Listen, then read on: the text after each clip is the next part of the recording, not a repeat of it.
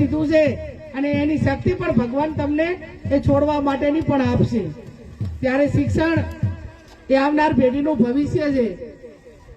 નાના મોટી મજૂરી કરવી પડે, વતનથી દૂર જવું પડે, તો શિક્ષણ માટે કરીને કે ધંધા રોજગાર માટે રાજો જિંદગીની અંદર સુખી થવા માટે વટ, વતન અને વ્યસન આ ત્રણનો ત્યાગ કરવો ખૂબ જરૂરી છે।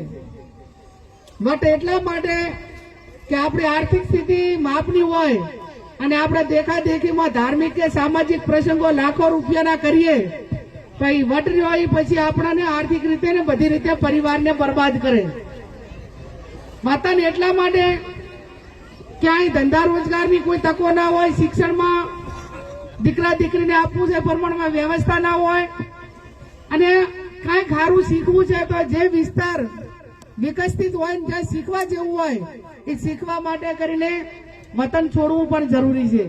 અને વ્યસનની તો મેં તમને વાત કરી એમ કે જેને ઘરે વ્યસન હોય એ પરિવારની હાલતો આપણે જોઈ છે, બધા કોઈ પણ પ્રકારનું હોય, અને વ્યસન કરવા વાળા તો બરબાદ હોય જ એ પરિવાર, પણ તમે જોજો વેચવા વાળો પણ બરબાદ થશે। ભલે ઘડીક રાજી થાય કે મને દારૂમાં આટલા મળે, પેટીએ નફેણમાં આટલા મળે, ડોડામાં આટલા મળે, ગુટકાઓમાં આટલા મળે, પણ છેવટિયા કાંઈ જ ના હોય। એટલા માટે કે ઘણા પરિવારો બરબાદ કરીને ભગવાન કોઈથી આપણે સુખી થવા દે નહીં, એટલે વેચવા વાળાએ રહેવા દેજો ને એનું જે નાના મોટું સેવન કરવા વાળા હોય એ પણ રહેવા દેજો। બહેનોને પણ મારી વિનંતી કે બહેનોની અંદર વ્યસન કાંઈ નાના મોટું નહીં હોય, પણ આ વર્તમાન સમયને આધીન ક્યાંક ગુટકા, તમાકુ, શેકડી, મિરાજ, મસાલા આવું હોય તો તમે પણ બંધ કરી નાખજો।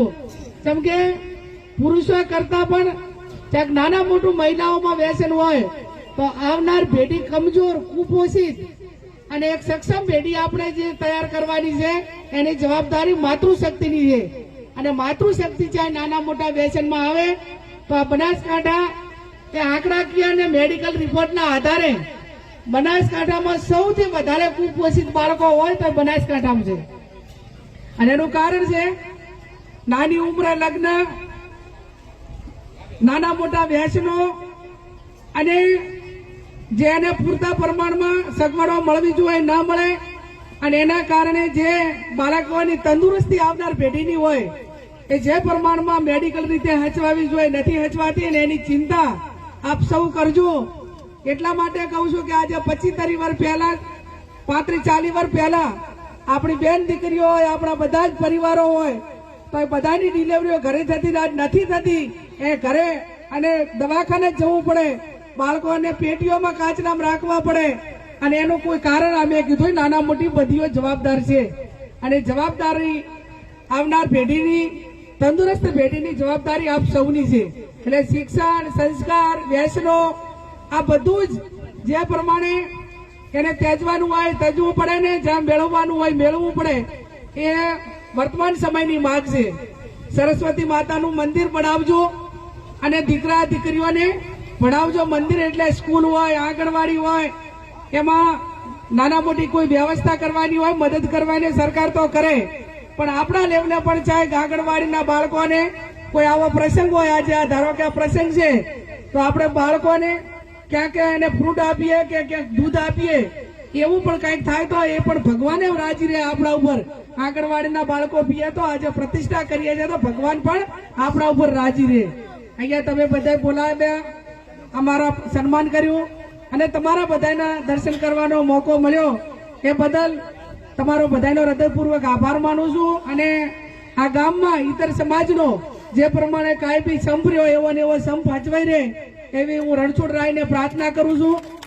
નીડર બનો। ભગવાન કૃષ્ણ પણ અન્યાય સામે લડ્યા હતા, ખુદ ભગવાન હતા, પણ આપણાને રાહ ચીંધી છે કે પાંડવો 5 હતા ને કૌરવો હવાહો હતા, પણ જયારે પાંડવો અને કૌરવો વચ્ચે તફાવત એ હતો કે ભાઈ રાજસત્તા જયારે હોય ત્યારે ભાઈએ ભાગ આલવો પડે, મિલકત હોય તો ભાઈએ ભાગ આપવો પડે।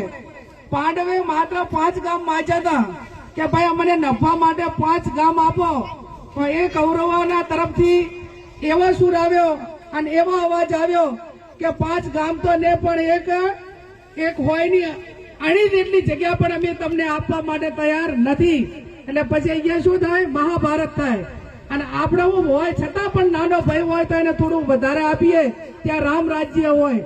એટલે આપણા ગામની અંદર રામ રાજ્ય આવે. નાના મોટા સમાજોને એકાબીજા બધા સાચવજો. અને જે અન્યાય કરતાઓ છે એની સામે ડરો મત, લડો.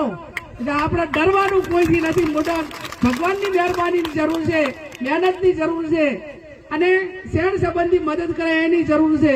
અન્યાય કરવા વાળા ગમે એટલા હોય તો એને કુદરત પણ મદદ કરતી નથી. આ લોકસભાની ચૂંટણીમાં જો આ પોલીસ બધી આખી વળગી હતી.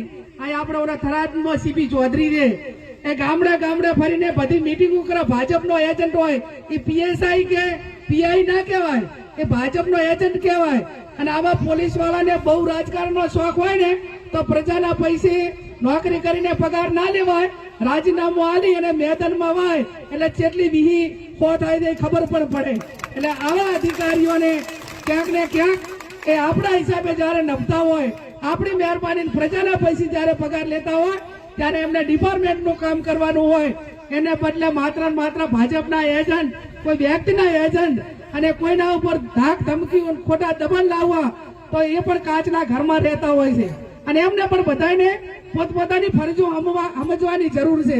આકાઓ હોય ને એ આકાઓ કાયમી આખી જિંદગી સત્તા ઉપર ના રહે, અને સત્તા પરિવર્તન થતું રહે. એ લોકશાહીનો ભાગ છે. અને જેટાને થાય ને એટાને બધા હાથે દશાના વાયરા વાય. એટલે કોઈ પણ હોય એને પોતપોતાની મર્યાદામાં રહેવાની જરૂર ખૂબ છે. આપ સૌ પણ ડર્યા વગર કોઈ પણ પ્રકારનું કામ હોય તો અમારું ધ્યાન દોરજો. આપ સૌનો ખૂબ ખૂબ આભાર.